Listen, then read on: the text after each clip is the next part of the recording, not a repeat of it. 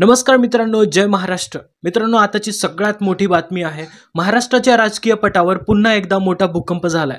महानगरपालिका निवडणुकांची चाहूल लागतानाच शिवसेना शिंदे गटाला मोठा धक्का बसलाय।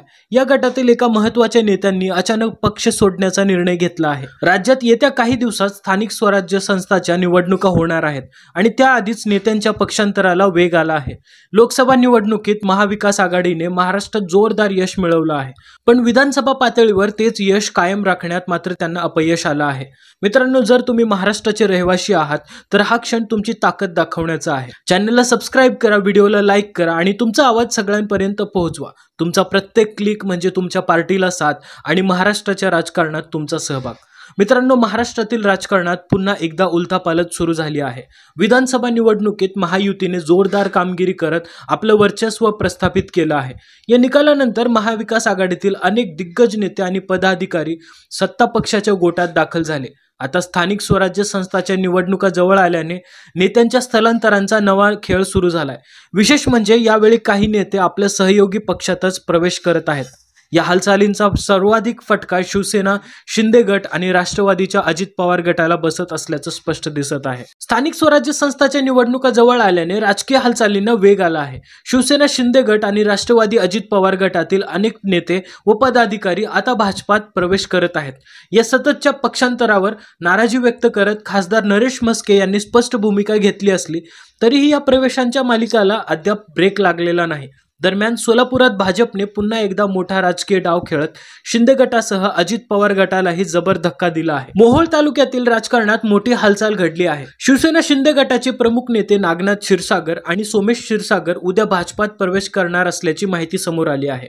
विशेष म्हणजे नागनाथ क्षीरसागर हे मोहोळचे माजी आमदार राजन पाटील यांचे कट्टर राजकीय प्रतिस्पर्धी मानले जातात। मात्र आता दोघेही एकाच वेळी भाजपात प्रवेश करणार आहेत।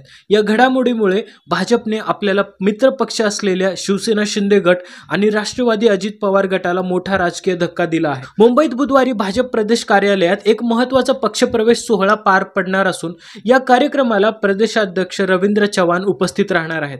स्थानिक स्वराज्य संस्थांच्या निवडणुकांचा माहोल तयार होत असताना या हालचालीमुळे महायुतीतील मित्र पक्षांना आणखीन एक मोठा राजकीय धक्का बसला आहे। दरम्यान अशाच प्रकारची घडामोड आता महाविकास आघाडीच्या पातळीवरही दिसत आहे। एकनाथ शिंदे यांनी स्थानिक निवडणुकांसाठी जागा वाटपाच्या चर्चेला वेग दिला असून त्यांच्या गटाकडून किती जागांवर दावा करण्यात येणार याबाबत आतापासूनच राजकीय चर्चांना उधाण आलेलं आहे। या संपूर्ण परिस्थितीचा संदर्भ समजून घेण्यासाठी थोडा मागे वळून पाहणं आवश्यक आहे। मित्रांनो, 2017च्या मुंबई महानगरपालिका निवडणुकीत शिवसेनेने 84 जागावर विजय मिळवला होता।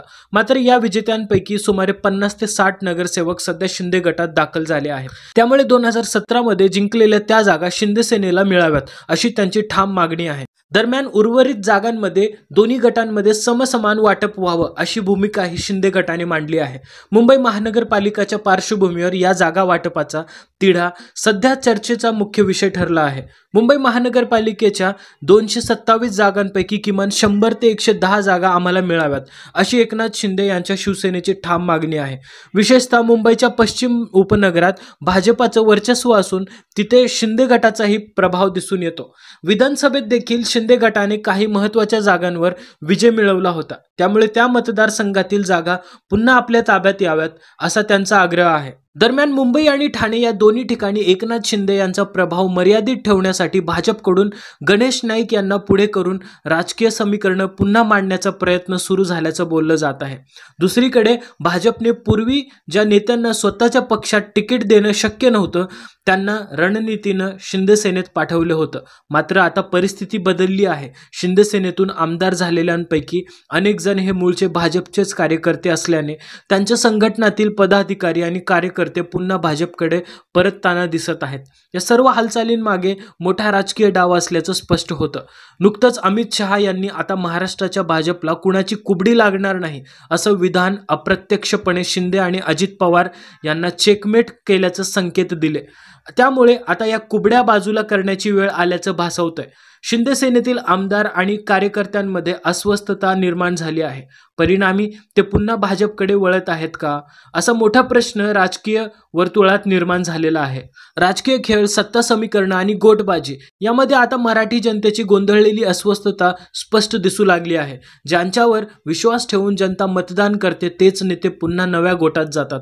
मग तो रंग भगवा असो किंवा निळा, मतदार मात्र गप्प बसतो. एकनाथ शिंदे आणि अजित पवार यांच्यासारख्या नेत्यांसाठी ही वेळ कसोटीची आहे. कारण लोकांच्या मनात आता फक्त एकच प्रश्न घर करून बसलाय, हा लढा विचारांचा आहे की फक्त सत्तेसाठीचा?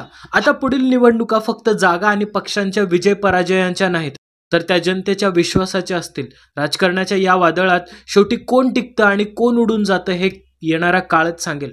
पण एक गोष्ट मात्र नक्की आहे मित्रांनो, महाराष्ट्राच्या जनतेचा न्याय कधीच चुकीचा नसतो. या सर्व राजकीय घडामोडीविषयी तुमचं मत काय आहे खालील कमेंट सेक्शनमध्ये नक्की लिहा. अशाच अजून माहितीपूर्ण आणि अपडेटेड व्हिडिओंसाठी आमचं चॅनल सबस्क्राईब करा.